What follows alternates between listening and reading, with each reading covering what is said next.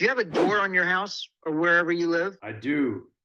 Do you have a lock on that door? Yes, sir. Do you know why you have a door with a lock on it? It's to keep people out that you don't want in your house. That's what the border wall is for, to keep people out that don't belong in the house of the United States. Why don't people understand that? You got it. I don't know. So anyway, she said, oh, yeah, we could give you just $80,000 straight up now cash. I'd still have a mortgage. I would still owe, and I would lose money. Now, I'm not so sure what the other way was. So I know what my house, if my house was fixed up, move-in ready, according to Zillow, it would be worth anywhere from 180 to 15 to 20. And I've already seen houses in my neighborhood going for above. Is it livable, or do you think that... Is my house livable right now? Yeah, well, I've been living in it for quite some time with no ceiling in the living room. I've got some electrical, but that's the only choice I've had. Now, 3 years ago, my mother-in-law decided she was going to celebrate the 4th of July with a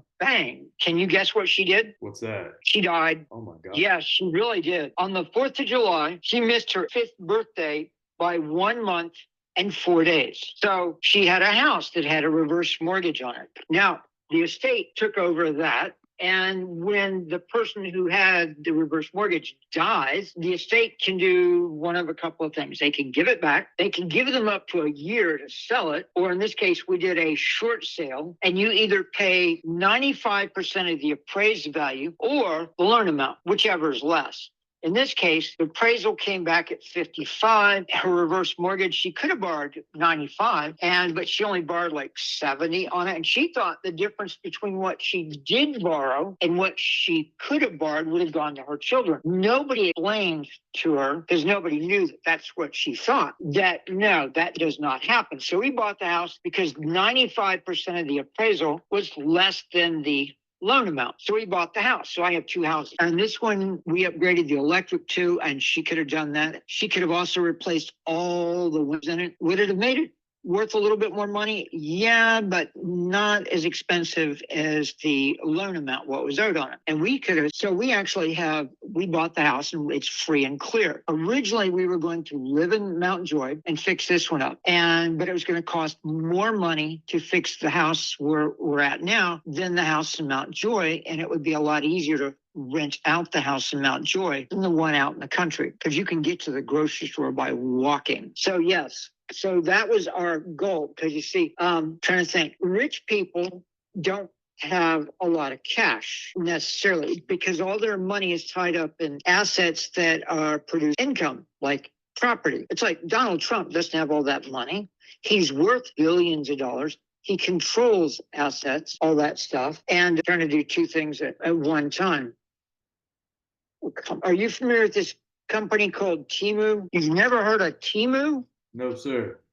It's a Chinese company where you can get stuff really, really inexpensive, some cheap, sometimes even free. But what they don't tell you is that the Chinese government is behind it, subsidizing it, because they want your information. So they know exactly who's in this country. And people are willing to trade their privacy and security for cheap products. So yes, but anyway, so the goal was to fix it up, rent it out, or fix it up and sell it, because if we sell it, it's a one-shot deal, and that's all the money we're going to make at it. But if we keep it and rent it out, over time, the house will get to be more valuable, the mortgage will go down, and we will be able to make money. So that was the goal, because you see, as long as it's income producing, and because it would not be hard at all to rent it out. It's really, really not. Right now, there's a brand new Maytag washer and dryer in it, but we're going to swap those out with a Samsung unit, a pair of them that are 2, maybe 3 years old, that I got from a guy whose wife was watching Pinterest and saw that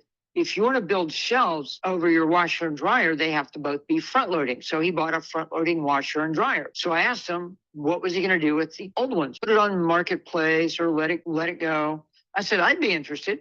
So we swapped numbers. I bought both of them for $500. I just had to go get it. And then it turns out he needed a roof replaced, and I have to be friends with a roofer. So I gave him his contact information, and the guy went and does an estimate. He got a $18,000 job that the guy paid cash for. How much profit he made, I don't know. I don't care. I just know that I helped shoot people out, get a better deal. But anyway, So the roof on the house in Mount Joy really could stand to be replaced. The back porch, part of it leaks, and I know that has to be dealt with. So there's a bunch of things that I had one guy actually come and look at it. He said there's an open stormwater ditch with a bridge. It goes from one side to the other because I am landlocked otherwise because it goes all the way across my property. So I have to have a bridge. And do you know what a jack post is? No, sir. Okay. Have you ever been in the basement of a house and you've seen these things underneath the beams that are used for leveling it and holding it up? Yes, sir. Those are called a jack post. And that's what I have underneath my little bridge. And I had some guy quote me 15 to redo the deck. And I said, I don't think so. And it will be less money to wall a piece of pipe and stone than it will be to redo the deck. So the guy said that was a liability for him because somebody could get hurt and he didn't want to take that chance. So I've had people look at it. They don't want to give me what I need to get out of it to break even. I'm not in the business of selling a house and losing money. Are you? So what do you need to get out of it to break even? Yeah. To break even, walk away with absolutely nothing, I'd have to have $100,000. I think I have a solution for you. Just after hearing you, let me know what you think. So do you think, well, I got one question. Do you think if I put 40,000 into it, I could put a good renter in there? You think I'd be able to get the work done for that? You could probably do it for between 20 and 30. Okay, let's call it. You actually got it no more. I can't imagine more, depending upon what quality of materials you use and how expensive your labor is. The kitchen cabinets are IKEA cabinets, and I've got a space that I didn't measure properly. So I've got a space between the sink base and the corner lazy Susan. There's about like 8 inches in there. That's like, there's nothing really there. And I put it in myself. It's got a granite composite sink. It's got the second from the top of the line garbage disposal. It has an over-the-range microwave on its own circuit breaker. There's a dishwasher that I put in that's seen better days. It need to be either worked on or replaced. But yes. So yes, could you do that and have 140 in it and rent it out and get 1900, depending upon whether or not you're paying a management company or if you are the management company? Yeah, you could do rather well. So, but that was what I want to do. Yeah, I think I know a way where you can make money. So I like the idea of making money. Yeah, I don't want you to break even. Because, I mean, the only deal I want to do is a win-win. So here's what I propose and let me know what you think. So if we think that this house is a $185,000 house. Which worth more than that if it was all fixed up? Oh, I don't mean like the full update, pretty. I'm just talking we get it rent ready. Right. Let's just call it 185 and let me know if I'm wrong there too. I don't mean like go put in the granite and do all the crap to get the. Are you kidding? I've seen what the houses that do not have the cabinets that I have. Okay. They've got the stock cabinets. What do you think? If I put 30 in it, what do you think it'd be worth then? I could be wrong. Okay. If somebody was to put 30 in it, it would probably bring it up to close to 200. Okay. According to Zillow, it's $218. What? The range is between $199 and $236. It has gone up 1.2% over the last 30 days. So I got a way to pay you retail. So what I could do, let's call it 200. All right. I got to put 30 in it. So we'd be at 170 and I pay you 170,000 over the next 60 months. And you have first lien on the property, but you said you have a mortgage. You have a mortgage on one of your properties. This one's got a mortgage, right? That has a mortgage and a home equity line of credit. That makes it trickier, but it's still doable. So what does the first mortgage look like? It's with PNC and it's like 2,000 and I owe about 8 on the home equity line of credit, somewhere between 8 and 9. What's your total payment? PITI, the whole everything. Well, I don't, because I am more. Originally, I had Wells Fargo for a mortgage company, and I paid, and they decided we had 2 back-to-back storms in 2010. One in August, and which saturated the ground, and the second one there was no place for the water to go, and there was a dam upstream that had all this water backed up. Well, that opens stormwater ditch in my backyard, it overflowed and went right up to where the flood elevation was of 326 feet. So Wells Fargo said, oh yeah, you need flood insurance. I said, no, I don't. I know exactly where the flood elevation line is and nowhere close to my house. I saw that when we bought the house originally on October the 10th of 2003. Two most expensive days of your life are the day you buy a house and the day you get married. It is. But anyway, was I trying to? You were going to tell me the total payment. Oh, yeah. I was going to tell you what happened. So they jacked my mortgage $175 because between $1,100 and $1,200 for the flood insurance. So I called up, and I knew that every insurance company did flood insurance. So I called up this little bitty company out of San Antonio. You might have heard of them, called USA. They're the #2 rated insurance company. The guy said, oh, I see you've been a member with us for 15 years. Why don't we have your auto? Why don't we have your home? Gee, I didn't know. My last ex-wife, her daddy was a lieutenant colonel in the Army. She had it because of her daddy. I had because I was married to her, but I didn't know I got to keep it. So I got Liberty Mutual to email me my home policy and my auto policy. I sent it on to USAA and they beat it. So the day that I called to cancel my auto policy on a Saturday, because I didn't want to talk to local people in the local office because I knew them, I spent 3 hours on the phone with the guy from Liberty trying to convince me to stay with them and pay them more money for 3 cars than I was for 4 cars with USAA. So it was a no-brainer. I wasn't going to stick around to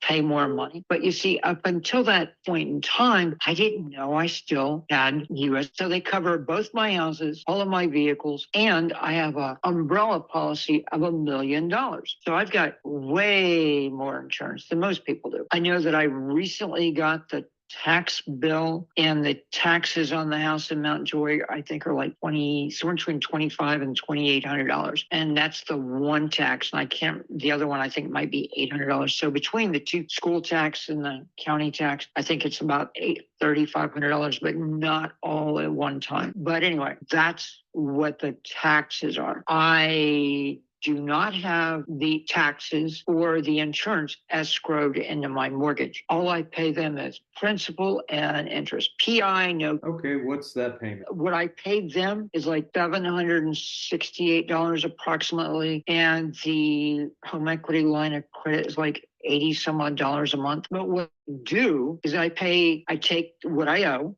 and I split it in half. Half of that at the beginning of the month and the other half when it's due. Do you know a guy named Jeff Foxworthy? Yeah. You might be a redneck if your house on wheels, your car's on blocks. We were Right. living in a mobile home until we moved to a real house. Actually, it's a duplex. But anyway, so I would pay half the mortgage of the mobile home at the beginning of the month and the other half when it was due. In doing so, without paying up any more, I shaved 8 months off the mortgage. And most people don't know they can do that. And they don't need to pay anybody money to do that. They don't. You just do it yourself. They say, oh yeah, if you do a bi-weekly payment every 2 weeks, you will have paid off an extra month. It's like you're still paying out more money, but I did it without paying out any extra money. But when I was doing it by the day with my mortgage, with PNC, their computer just didn't know what to do with it. I figured, okay, we'll just make them recalculate every day when they get a payment because it was done electronically. So I could have done every week and it would have been fine. It would have shaved it off faster. But anyway, according to Zillow, my house is worth anywhere, I think I said 199 to 230, but their estimate is cheap. But so how is it that you make money and we make money? All right. So if we say we put 30K into it, it's worth 200K. So we back that 30K out of the 200 and we give you 170,000. You currently owe 100. You're paying roughly $1,250 a month between taxes, insurance, and your payment. All right. Whenever I divide that all out and between both your payments and everything. I have no idea what the insurance part is. I estimated it at 200 a month. So I'm assuming you're at. I don't, because I have it covered for replacement cost plus 10%. So let's say your payment's $1,250 a month. Bet you I'm pretty close with all this that you gave me. And let's say you have $70,000 left in equity because you owe 100. All right. I would like to pay you that $70,000 in installments for 60 months. All right. I would take over the payments. I wouldn't assume them, but I would take over the payments that you have currently on your other loans. And we can balloon your equity payment in 60 months, but we would pay you what we would have left over is because I think I could get $1,800 for this because I have to have somebody manage it. You would be giving me 1,160 and 67 cents a month for 60 months. So there would be a balloon payment. I would only be able to give you $500 a month on top of all your payments because that would break me even. $500 a month for your 70K equity. And at the end of 60 months, you'd have a balloon payment. So $500 would go to your bottom line. 5 times would be 29,500. Right. And the So there remainder would be a balloon payment 41 of $500. So you would end up essentially making 70,000 on this deal instead of breaking even or losing money. And people say, well, what if you stop paying me? Well, damn, we lost out, but how does it work? We use a third-party servicing company, costs like $20 a month. They manage the payments for us, and you get alerted when we make your other payments, and that's it. So there's no checking up on it or anything. And then we have a separate note with you, which you are a lien holder on the property. I guess it would be third position since you have 1-2 loans already for your 70K equity to back it up. I think that's the way that I can help you win. And it's like, you just won the lottery for $1 billion. You have two choices. You can take that all in one lump sum, and it's not going to be anywhere near $1 billion. You might get $600,000, 600 million out of it, and you'll be broke in 3 years. Or you can take X number of dollars over 10, 20 years, whatever that is, you'll end up with more money and you won't be broke for 10 or 20 years. Right. I like to look at it this way when I'm in a real estate negotiation. One person has to get their price, one person's got to get their terms. I want to give you your price. You give me the price and you will agree to your terms, but I have to talk this over with my wife to see whether it makes sense and how are we guaranteed. But there's a whole bunch of questions. Anyway, I have another question for you. This is why I don't work for anybody but me. There is a suitcase and there's a box that's going to be delivered to your house with $1 million cash and $20 unmarked bills. You can either pick that, or my name is Monty Hall, by the way, we're playing Let's Make a Deal, or you can have a penny today doubled every day for 30 days. Which would you rather have? The penny a day.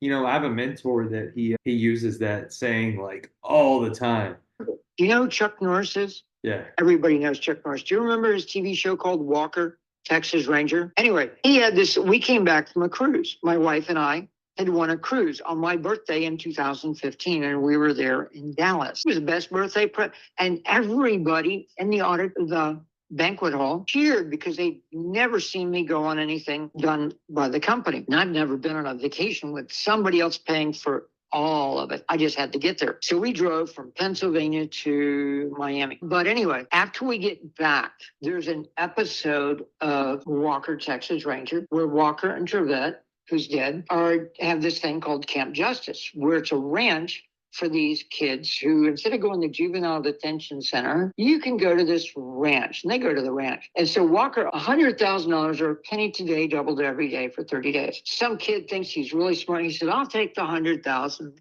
I'll take the 100 large. And Walker says there's fast choices and there are smart choices. He said, you pick the fast choice. The smart choice was the penny. And he takes this whiteboard that's at the front of the room and he flips it over, and you can see the math all the way from a penny to the last day. I asked the doctor on the cruise, which would she rather have? She said, I'll take the $1 million. So I told her how much it was, but she didn't believe me. So she gets pencil and paper and starts to do the math. She gets so far down, does anybody have a calculator? The lady across me was also another medical doctor. So I didn't have one doctor. I had 2 doctors. I had a paradox at my table. She gets down to the 29th day and it's like $2.63 million.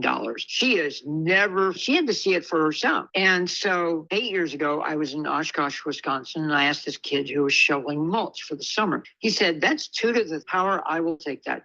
I have never had anybody turn that equation into exponents. He knew right away that 2 to the 30th power was a really big number. For sure. What do you think your wife's going to say when you told her you have an option for 170,000 purchase price on it? Well, I will have to talk to her. We will have to discuss. I assume that you're on a cell phone, right? Correct. Okay. And can you text me the name of the company that's sort of behind all this? Yeah, I'll send you our what too. It makes it, and who you guys use, because I like to know who it is I'm dealing with and everything else. Absolutely. When we get off the phone, I'll text you our website.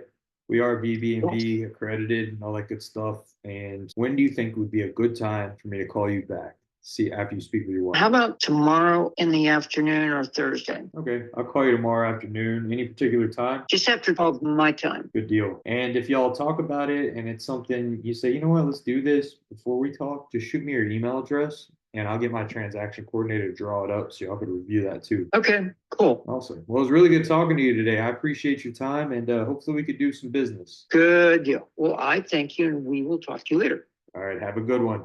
Thanks. Bye.